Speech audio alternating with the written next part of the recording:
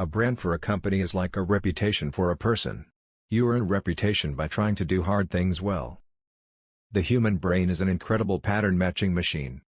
We see our customers as invited guests to a party, and we are the hosts.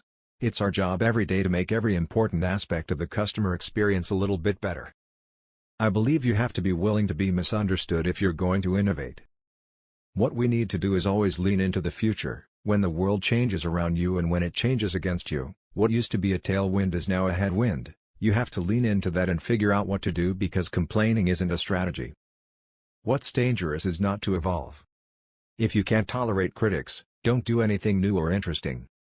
If you don't understand the details of your business, you are going to fail. It's not an experiment if you know it's going to work. If you do build a great experience, customers tell each other about that. Word of mouth is very powerful. Life's too short to hang out with people who aren't resourceful.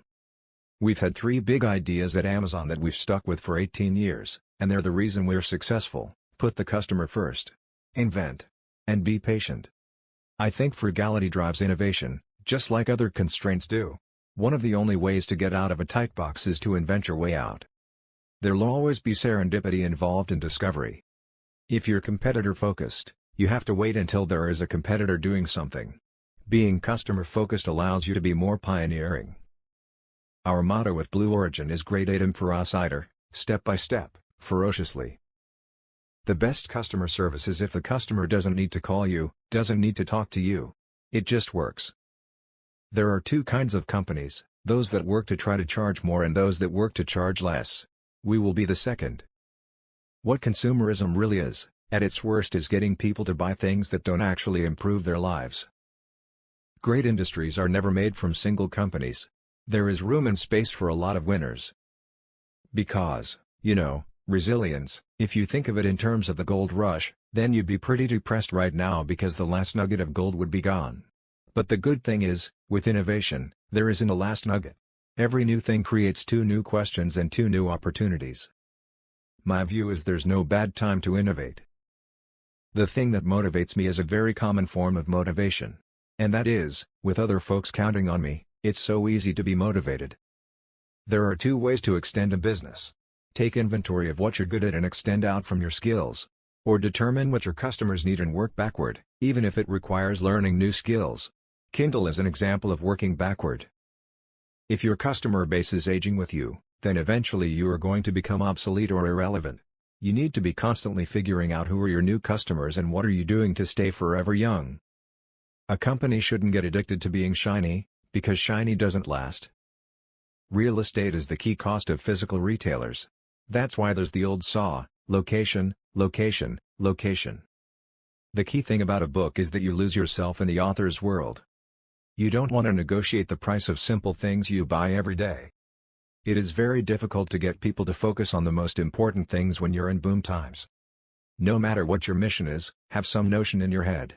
Forget the model, whether it's government or non-profit or profit. Ask yourself the more important question, is my mission improving the world? Are you sure about it? Seek to disconfirm that all the time. And if you can, change your mission. The solar system can support 1 trillion humans. And then we'd have 1,000 Mozarts and 1,000 Einsteins. I don't want to use my creative energy on somebody else's user interface. People will visit Mars, they will settle Mars, and we should because it's cool. I think there are going to be a bunch of tablet-like devices. It's really a different product category. Amazon.com strives to be the e-commerce destination where consumers can find and discover anything they want to buy online. I read The High Frontier in high school. I read it multiple times, and I was already primed. As soon as I read it, it made sense to me. It seemed very clear that planetary surfaces were not the right place for an expanding civilization inside our solar system. Percentage margins don't matter. What matters always is dollar margins, the actual dollar amount.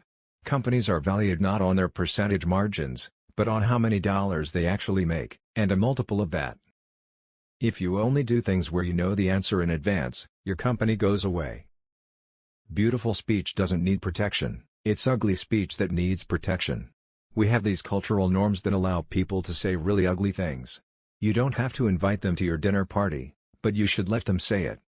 On the internet, companies are scale businesses, characterized by high fixed costs and relatively low variable costs. You can be two sizes, you can be big, or you can be small. It's very hard to be medium. A lot of medium-sized companies had the financing rug pulled out from under them before they could get big. Market leadership can translate directly to higher revenue, higher profitability, greater capital velocity, and correspondingly stronger returns on invested capital. I'm skeptical of any mission that has advertisers at its centerpiece. The common question that gets asked in business is, why? That's a good question, but an equally valid question is, why not? If you want to watch more video on YouTube, then please subscribe my channel and press the bell icon.